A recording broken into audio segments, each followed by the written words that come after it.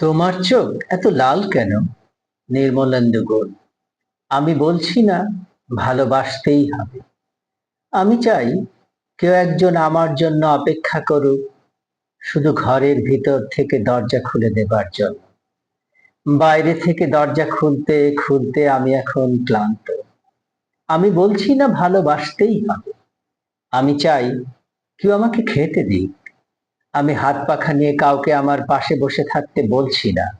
আমি জানি এই ইলেকট্রিকের যুগ নারীকে মুক্তি দিয়েছে স্বামী সেবার দায় থেকে।